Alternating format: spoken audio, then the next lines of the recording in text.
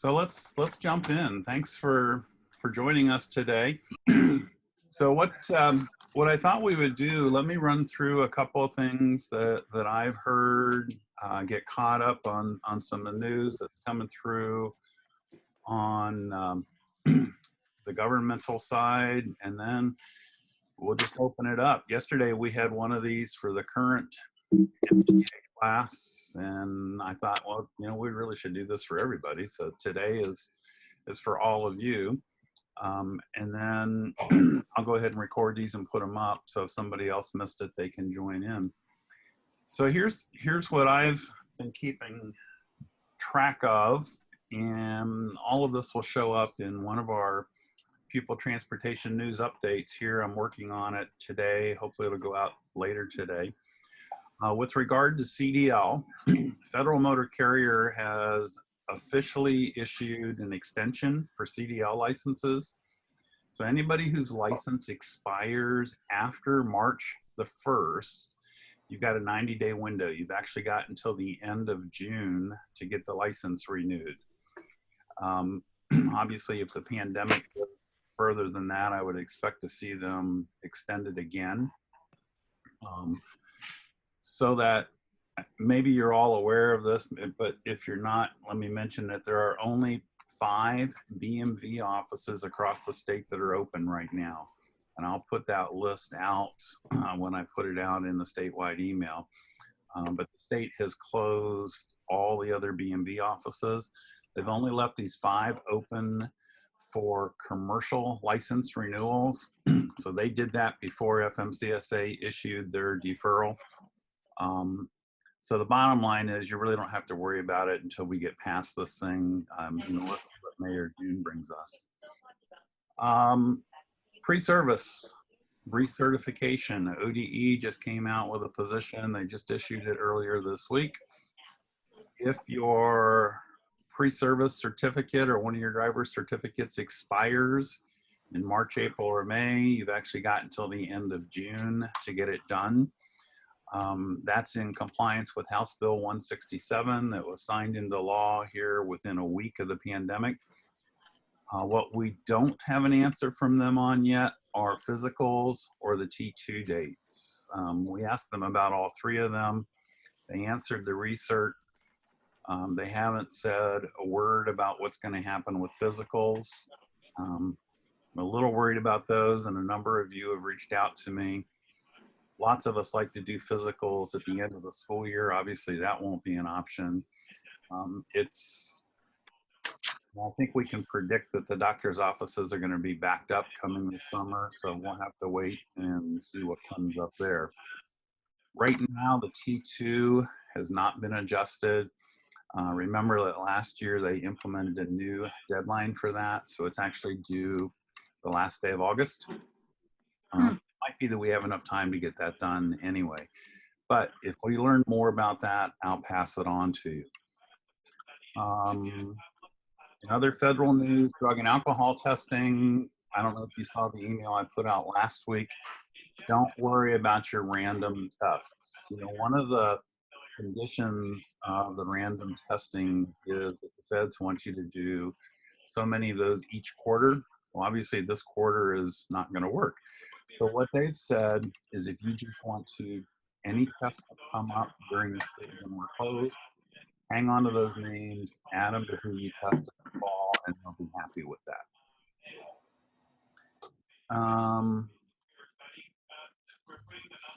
Bus purchase. For those of you that haven't seen it, ODE has published their procedures for bus purchase. This is a 1-year only program. It's payable in fiscal 21, so it's next school year. And if you want to take a look at the details or who won the grants, who they're giving money to in the process, I'll post it on their website so you can take a look at it there.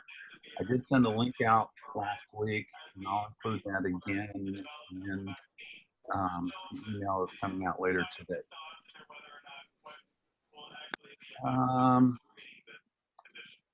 Were any of you planning on attending the T-Report class that we had scheduled in May? We just rescheduled that. We got to talking to some folks and talking internally with our staff, and came to the conclusion that May is probably not going to be a good month for us to do anything. You folks are going to be really busy. On the outside chance that schools reopen in May, you'll probably be pedaling really, really hard just to keep the water calm around your desk. And if they don't open, everybody's going to be scrambling to try and think about how to get ready for next school year. So we have moved the T-Report class to June the 17th. And so we're going to do 3 things with that. One, it'll be an in-person class in our office if you'd like to come. Secondly, we will also live stream that event so you can watch it from wherever you are. And the third thing we're going to do is we're going to tape the live streaming, so it'll be available online at OSBA's website in a pay-per-view status, so you can watch that at any point in time. And then what I'm working on here, maybe later this summer, is we'll do some mini tapings on the T-Report, so I can do one that's just for the T1 prep and one that's just for the T2 prep. So when it comes time to do those, if you've got new staff in the office and you want them to watch just that section, we'll have a shorter thing online that they can look at to help remind them how to do things. The other thing that I wanted to share with you is that NTSB has finished their work on studying the accident that happened in Rochester, Indiana. For those of you that, I'm sure you all remember it, that's the case where a parent in a pickup truck drove past a stopped school bus and struck and killed a number of children who were crossing the street. And so NTSB has been working on that. They've released the abstract report. The full report will be coming out probably within a month. And as soon as I've got a copy of that, I'll get it posted on our website. The results, I guess, were a little bit predictable, to me, a little bit disappointing. Obviously, they found the driver of the pickup truck at fault, but they also found the states at fault for not being tougher on the enforcement and education of motorists. But the final part is that they found the school district at fault also. And what they said was that Tippecanoe School District, which is where it happened, should have known that was a bad place to allow children to cross the street. And what NTSB cited is that was a 55-mile-an-hour 2-lane road, and the district should have scheduled that stop so the kids get picked up on the resident side of the road. You know, that's fairly easy to say if you're sitting in an office in Washington, D.C., but I know a lot of our school districts here in Ohio, you've got rural roads, they're 2 lanes, 55 miles an hour, 45 miles an hour, and it's not always possible to pick kids up on the resident side of the road. So I think it's something that we have to pay attention to and just think, okay, are we doing everything we can to make sure that we've got the best bus stops assigned for our kids? So I'm passing that on. I'll put something in an upcoming article about what NTSB has advised us on this and their recommendations. I think by and large, we do a really good job of bus stop assignment here in Ohio, but it is something to just keep in the back of your mind when you think about where to assign stops as they come up. So having said that, tell me what's going on in the field. What are you doing? What do you have questions on? What's working? What's not working? Are all of you running food routes? Yes. Yep. Yeah. So, Let's pick it up at Piqua. so you have parents, some of you have picking up at the schools. Yes. How many of you are running bus stops to designated pickup points out in the district? I am, Vic. Yeah, so George is. you're running them, so just kind of you're using them like a truck just to get things to different places. Yeah, we're Right. here in Worcester. We're running 10 buses and 2 vans, and we go to different locations in the city, and we just wait there 15 minutes, and then we pass out a lunch and a breakfast for the next morning for the students. Oh, wow. Is anybody doing door-to-door routing? I am. Crestwood is. Sharon, you are? Yes. Wow. So how do you know where to go? Do the parents have to sign up? They have to sign up the day before. The routes pretty much are the same from week to week. We have some that'll pick them up one week and then not pick them up the next. So I just have to slide the family back in there. Yeah. I've been pretty much leaving everybody on if they ask to be delivered to, and then the drivers just don't go to that house if they don't have any food for them. Yeah. Four routes once a week. So Pete, this is Bill from Akron, and because we're in the urban area, we opened up 43 buildings, all the neighborhood schools, and we're serving approximately 12,000 lunches a day in Akron. We felt that that was the best thing to do, being in a urban area. What I'm also doing with my drivers, I just left a session. We had 11 drivers come in this morning, and we were packing. Bless you. Thank you. And we're I'll mute packing. myself. We're packing about 2,000 packs of school supplies, and we're gonna get those out to the families, and we're gonna drop those off at the buildings, same place that we were serving the breakfast and lunches at. So the bus drivers are doing that packing? Today and tomorrow, they're doing the packing. The last 2 weeks, we've been doing online training through the company that we're using is Safe Schools is the program that we're using. There's multiple programs out there for online training. Next week, they're still going to continue on with online training, but then I'm assigning 2 transportation staff members, whether they're sub bus drivers or drivers or they're bus assistants. We're going to assign 2 of them to each building, along with 2 people from student services, 2 people from child nutrition, and I believe the building principal is going to be there at these 40-some buildings. So that's how we're doing that. We thought about doing the lunches and taking them in school buses, but then you run into some issues that we didn't want to deal with, any kind of contamination issues with the food. And you know my business manager, Deborah Falk, that used to be her forte, used to be the child nutrition director here. And we decided to go this route with it because right now in the warehouse, they're preparing, 15,000 meals right now. They're preparing that. They do that every day. And we do that 4 days a week, Monday through Thursday. On Thursday, they get a double bag. So it gives them for Friday. So that's what we've been doing here in Akron. Okay. George, you asked a question. I had my chat window. What time is the meeting on the 17th? That T-report class will be a 10 to 2, just like we do all of our training. So any of you that are interested in coming to that, or if you want your treasurers to come to it, 10 to 2 will be the T-report class. So Bill mentioned that he's using some online training for his drivers. I guess my question to the rest of you is, what are you doing with your drivers during these strange days? I send out online training to my staff too. Yeah. Not every day, but usually I think they've done 4 in the 4 weeks we've been off. I've asked them to do 4. I don't make them, but I ask them to send me their certificates when they're done with it. So It's been nice. I've had a lot of certificates. People are bored. So when they do it, they print out something and then they can send it to you? Some of them, yeah. I had them do the, there's wheelchair training that was sent to us, and I had them do that. We've had several different things that people have sent.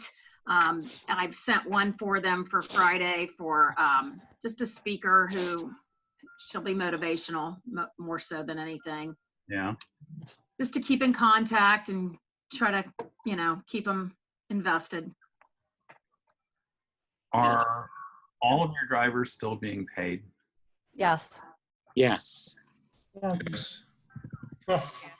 all of the drivers are being paid up Yes. until April 24th. The board approved it to April 24th.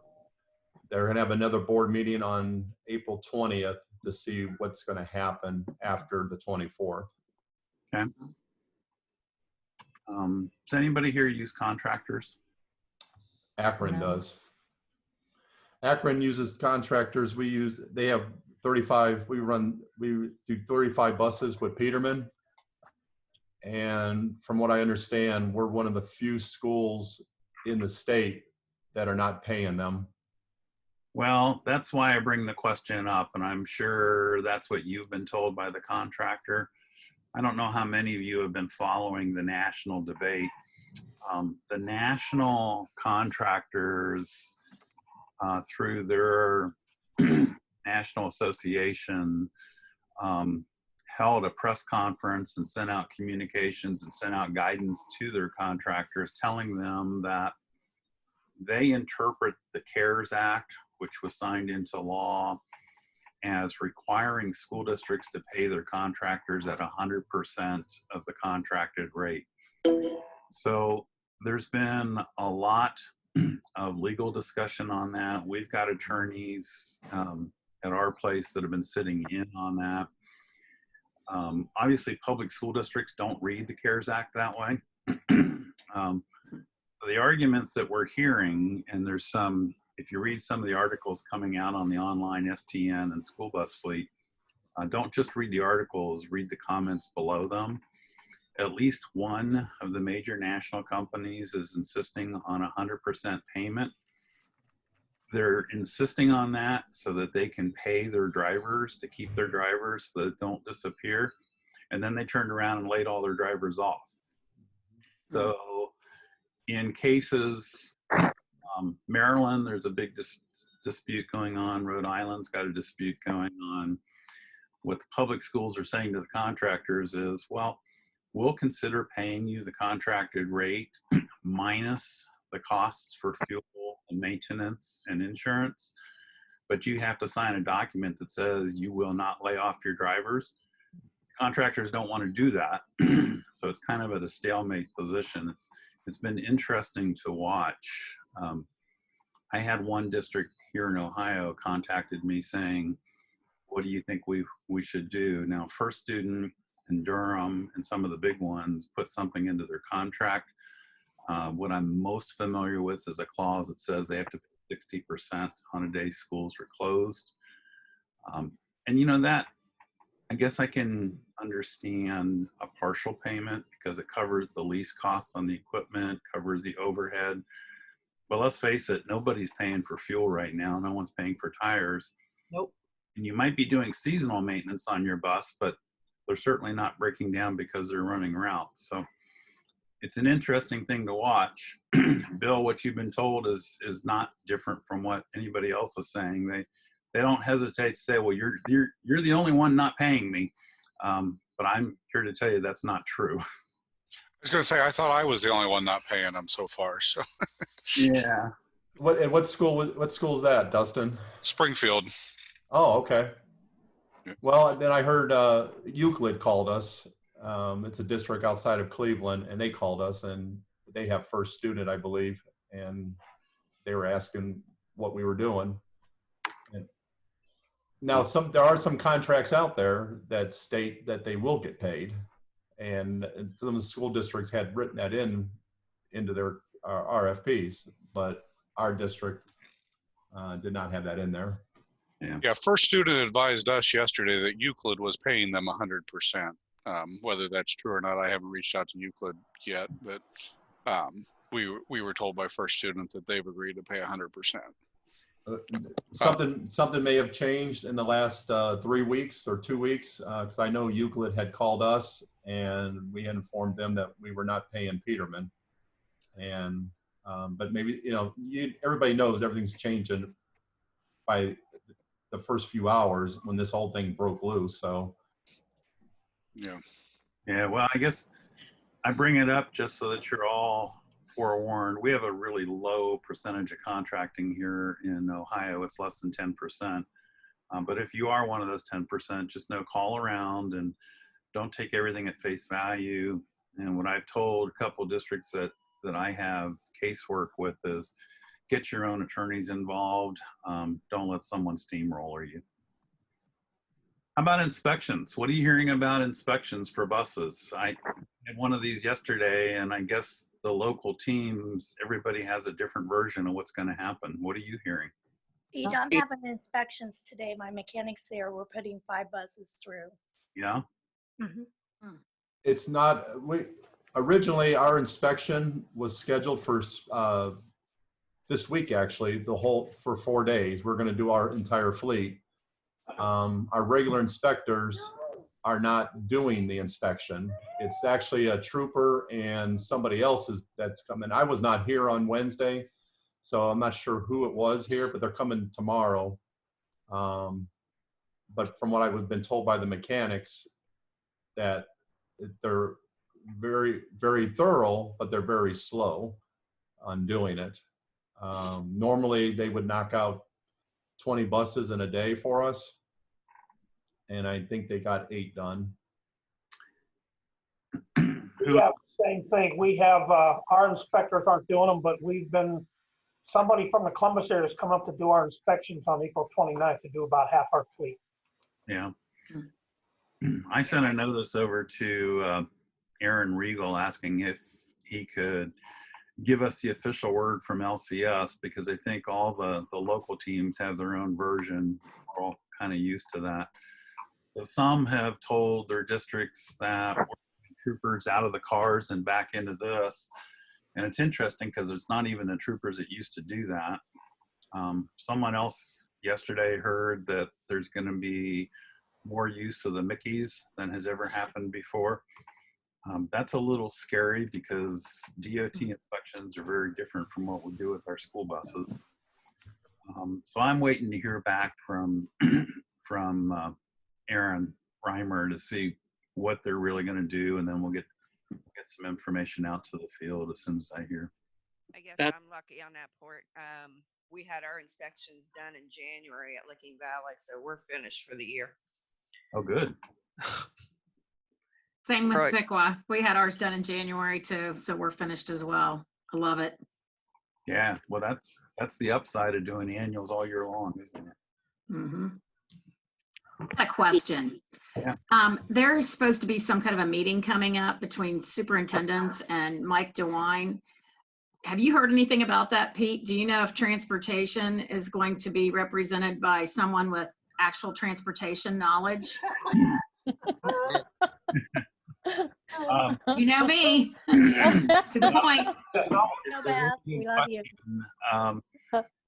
I know that DeWine and Paula DiMaria meet on a regular basis.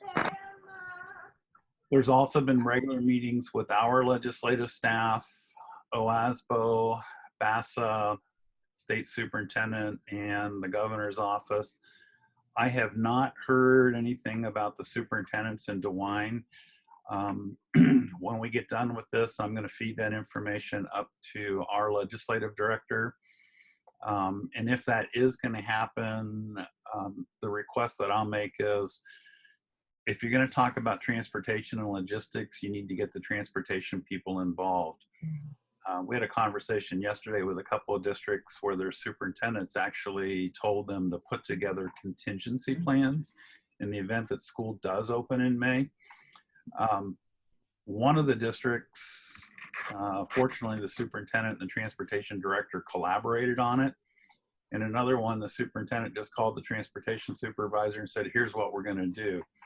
So one of the things I'm working on right now in our communications through OSBA that go out to administrators is just a reminder to superintendents that if they want to talk logistics, they've got experts in-house and they need to have them at the table, because you can't react unless you have an opportunity to contribute up front. So Beth, it's a good question. I'm glad that you put that on the table, and I'll get the word upwards to include us in that conversation. I'd like to see that because frankly, I don't even know the gentleman's name who's our director right now. I don't think I've ever seen him. Yeah, there are some that are more standoffish than others, aren't there? No comment. What else is going on? Pete, I have a concern. We are a small school district, West Muskingum. Okay. We have a mom and pop shop as our bus garage, and they have our contract for bus maintenance. And what my concern is this company is not going to come out of this okay, and that we're going to be scrambling at the last moment to find somebody else available to maintain our fleet. Yeah, I think that's a valid concern. I think this whole environment is going to be pretty harmful to the small businesses. If you were to call me directly and say what to do, I would say maybe the first thing to do would be to reach out to neighboring districts and contract with them to get them to help you with that. The good news is we're not running buses really hard, so we're not breaking them right now. So there should be some capacity in other districts around you. Anybody else have other ideas? We do a shared service between two districts. We share mechanical, and it works out very well.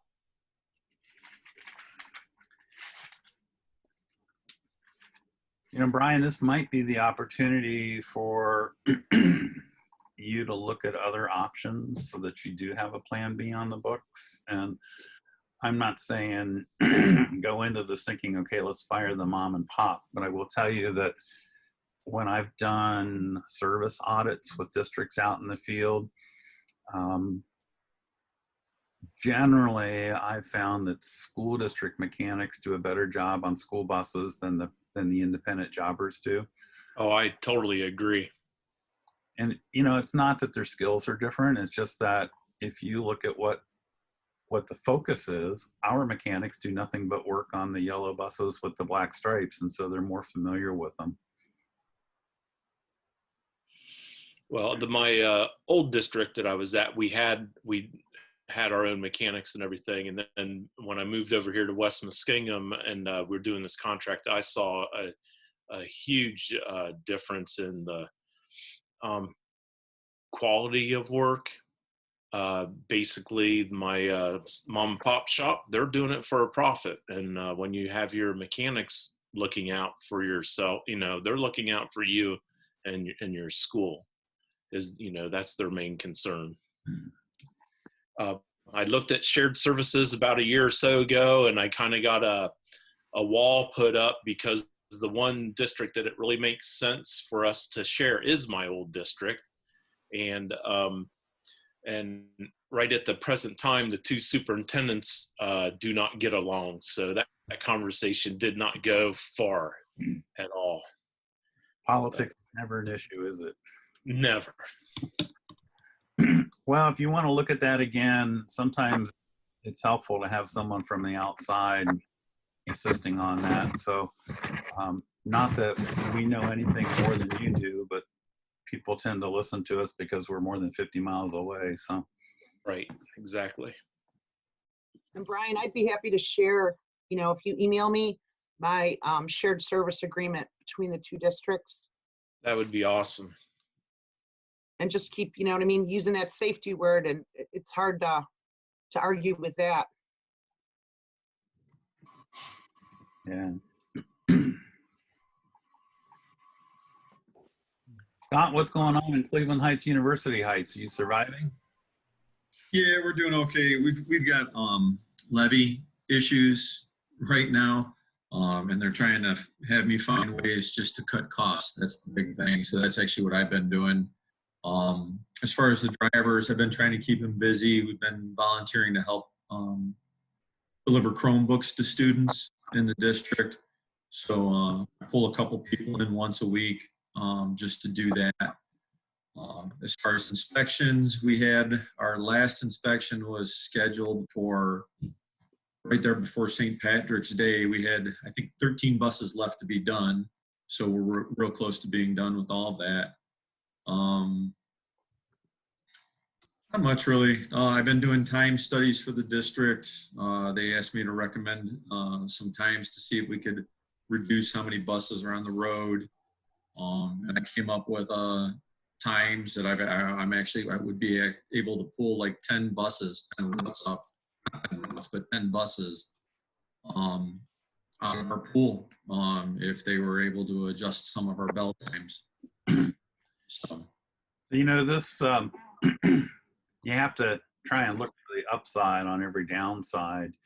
And this break in the action, I think might be a great opportunity for some of us to look at the routing plans, talk to superintendents and business managers and say, you know, while we've got this break and we're not worried about covering routes every day and missing kids and late kids and lost kids, we want to look at some options.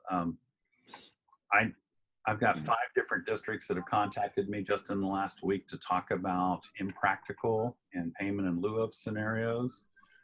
It might be a good opportunity to take a look and see what you're doing. And now you got time and they've got time to think about, wow, should we try and change things around a little bit? So with that, Oh, go ahead. I'm sorry. oh, okay. I was going to say, so with that, Pete, like one of my non-public schools currently, they're within our district right now. And it's a non-public that we transport heavily, a lot of kids. We're planning on moving into a city next door into next school year. When they first talked to me about it, it was going to be at the beginning of the school year. We were going to start it. The rabbi called me the other day. He said, it looks more like it's going to be, you know, we're going to move the kids over there in, I think he said February or something like that. And I was like, well, Rabbi, I said, you know, that's a big ask, you know, for us to just stop busing to your one school and move all these. Oh my gosh, I know this guy. So just what are your thoughts on something like that in the mid-year transition? You know anybody?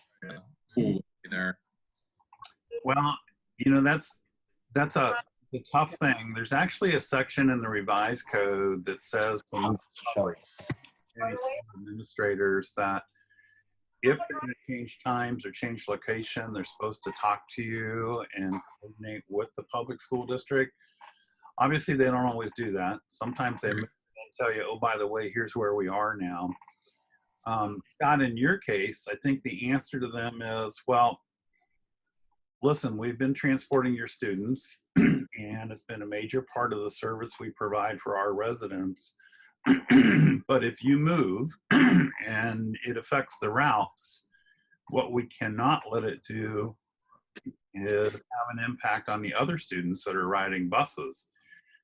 So you might just want to make it real clear to him that, you know, if you go somewhere else, there's extra travel time and you might not have the buses available to serve those students anymore.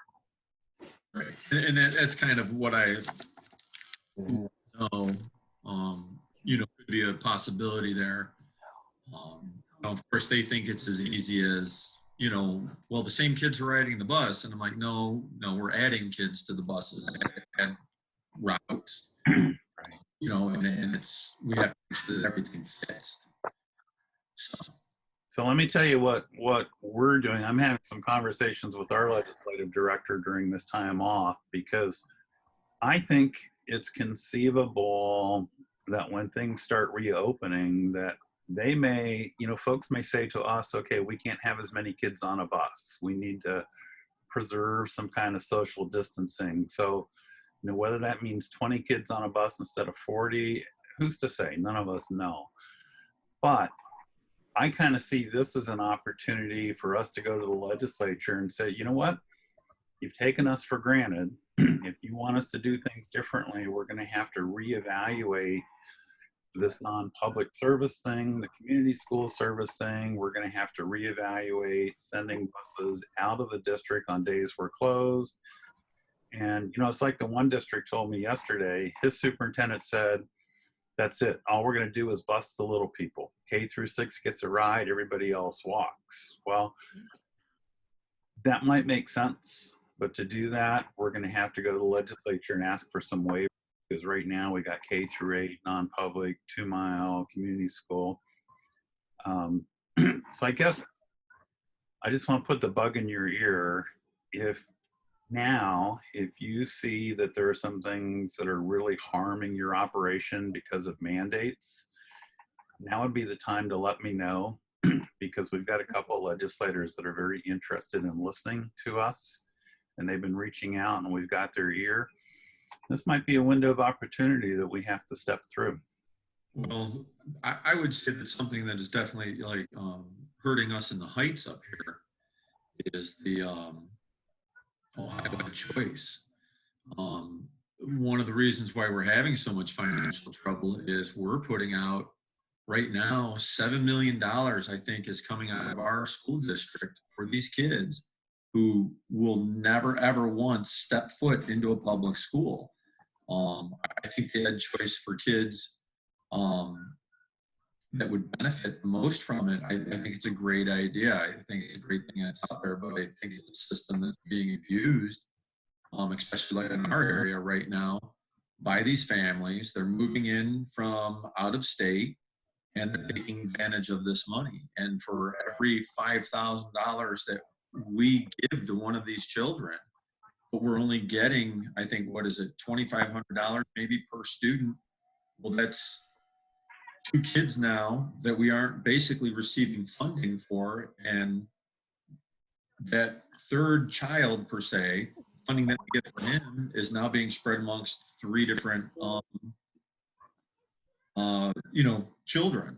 I mean, and it's hurting. And that's why I think my board was really wanting to look at trying to deem, I mean, they wanted to deem all of our non-publics and practical, just to make up for that difference in money to be able to cut costs. Yeah, and so I don't want to get into the whole political thing of where we are in Ohio. We have a legislature that's committed to community schools and school choice. I think where we can come to the table is with our expertise in logistics and cost, managing all this stuff. And when we start moving more kids than we have the resources to do, that's when the arguments start to really, we can make some sense to them.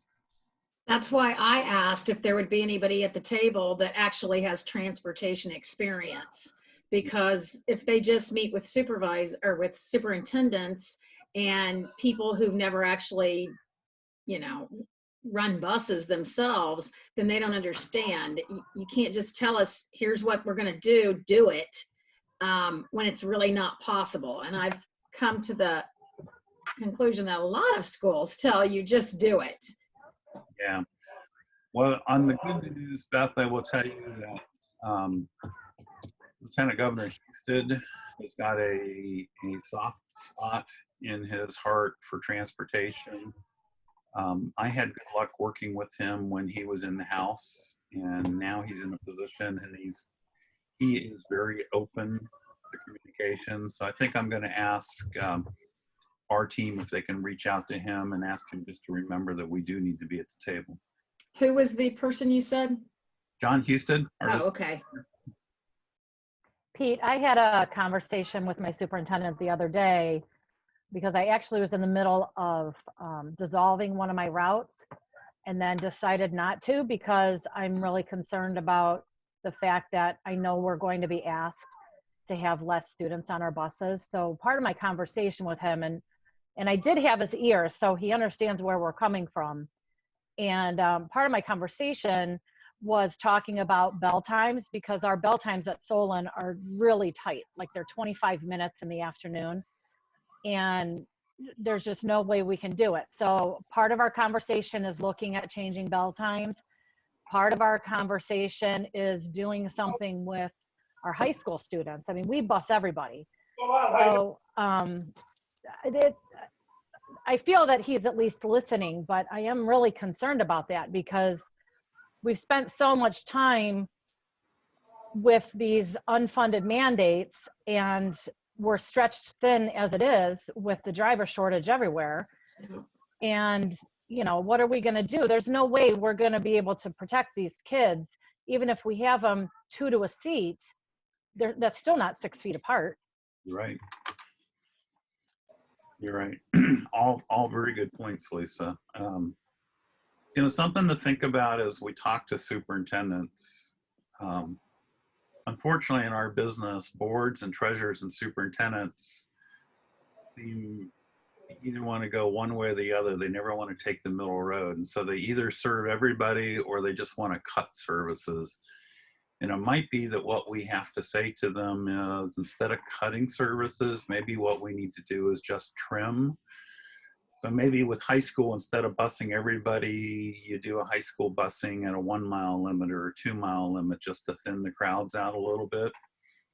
And then bell times is something that we do have to keep on the table. I'm working with one district right now who said they want all their kids to go at the same time. And I said, well, fine, we can do that. You understand that that either means you buy more buses, hire more drivers that don't exist, or they got to sit on laps. And when we're talking about sitting on laps is not a good thing to do. So right now we have the opportunity to use some of these arguments, I think, to make our case. Pete, what I see coming down the road, I think definitely that the drivers are going to be wearing a mask every day, probably wearing gloves every day. I see them disinfecting the bus, whether it's in between routes or definitely after their route, using a spray of some sort to disinfect. You might even see it might be required that the kids would have to wear masks on the buses, and you may see, or they may want to try to suggest that every driver has one of those thermometers that you point at their head and get a reading off their head, and if anybody's got a fever, that they don't get on the bus. Yeah, you know, I think I want to caution you, Bill, caution everybody.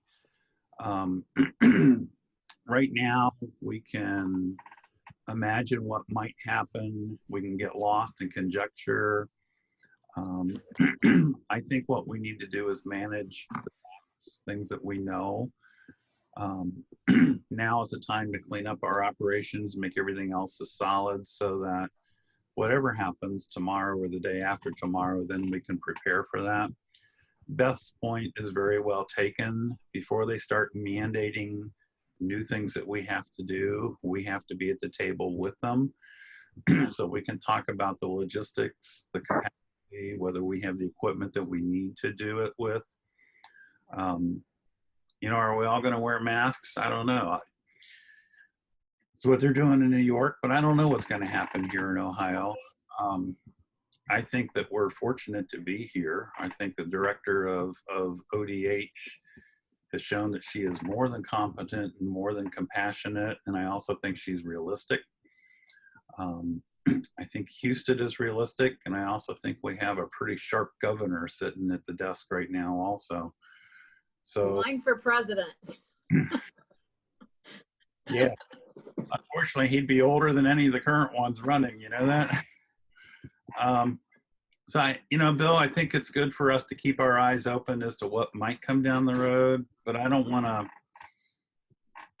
think we should focus on the mites. I think what we should focus on right now is let's clean up what we got so that we have the capacity to manage whatever they give us tomorrow. Well, and I run into a problem with our high school. We put them all on Metro buses.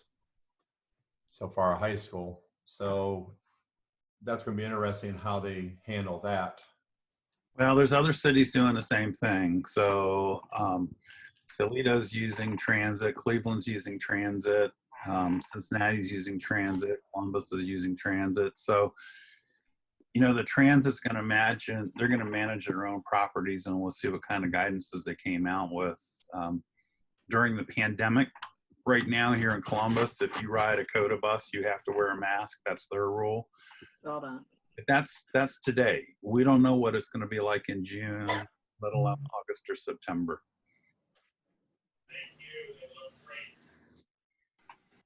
Hey, Pete, one of the things we're doing in our school, and I've said on a couple of meetings, is they're looking at, and they're talking with the teachers, of course, splitting the alphabet, and why half the kids are in school, which would give us our social distancing. They would do online Google classrooms. And then the other thing was mentioned, longer school hours. Yeah. So And the things we're focusing on. so what you just said is exactly what another supervisor diagonally across the state from you told me yesterday. Their superintendent was looking at transporting half the kids each day, and the other ones would stay home and do distance learning. I don't think yesterday's normal is going to be anything like what tomorrow is like. I think people are going to try and figure out how to make some things work. That might not be all bad. Well, we're a small district, and I think with your smaller districts, it might be easier to lay out. But for the other districts that are large, I don't know what that looks like, but I am supporting that idea because that's going to give me less kids on the bus. So let me go out on a limb here and say that, you know, if I'm coming in from a different planet, schools are closed, we're finding out how to do distance learning with our students. Maybe it's about time ODE figured out how to do distance learning with our bus drivers in the pre-service program. Well, I'm doing Google Classroom with my drivers like Beth. It's just a different method, I'm sure.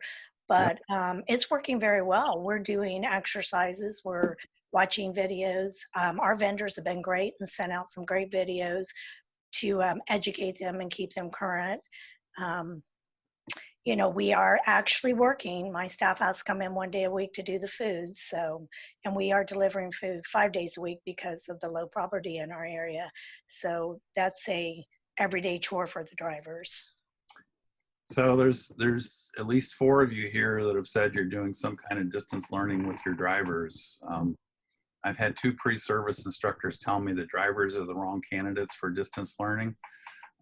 Maybe we now have the opportunity to tell them they might not be as right as they think they are. Yeah, mine are doing fine. Pete. Mine are. Actually, I had a conversation with Lori yesterday. That's the new pre-service instructor up in the Northeast, and she is exploring the idea of doing the online training.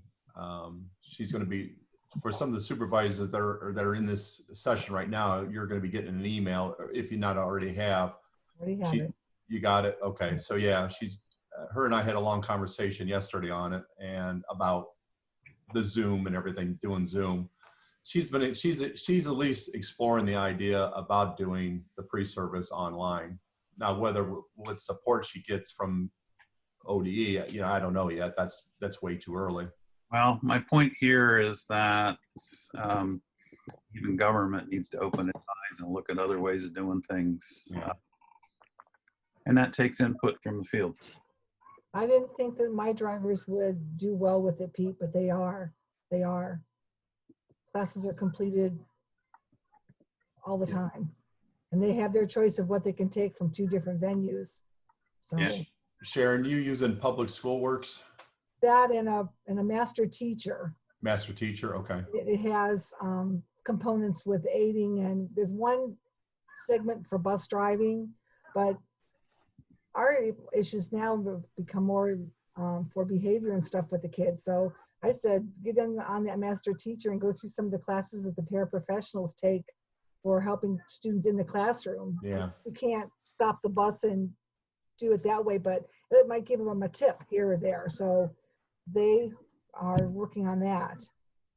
Yeah, and Safe Schools is what we use here in Akron, and I've been working with them, and they're opened up to adding videos of whatever you would suggest. I mean, if you've got some videos out there that somebody's willing to, they'll put it on there for the drivers or everybody. We're using that pretty big here in Akron. We've probably got close to 1,000 people now on Safe Schools doing different training, and that's not counting the teachers. The teachers are doing their own thing. So I don't want to cut you off, but I know we have a number of you that have signed up for an NAPT session that comes up in just a few minutes. I want to thank you all for joining in today. And let me ask, would you like me to schedule another one in 2 weeks and we can try? Oh, again? yes, Yes. yes. That'd be great. Well, how about we say 2 weeks from today? So that would be April the 30th at 10 o'clock. And I'll send out another email reminder. Is 10 o'clock a good time for you? Yes. Yes. All right. Pete, Well, I want to add something real quick before we close out, because most of my group is going over to the NTA. We also brief afterwards, and this has been really good for a lot of us because we take the session that we go through, just like we're going to take yours as well, and we debrief it, and it's been real good for us because there's a lot of free stuff out there right now that's keeping us going, and it's also educating us as well. So thank you for having this class for us, Pete. Thank you very much, Pete. Great, thanks. All right. We'll see you all in 2 weeks. Everybody stay healthy and stay safe. You too. Thank you. Y'all too. Thanks, Pete. Hey, Bill, you look great. Absolutely. Thanks.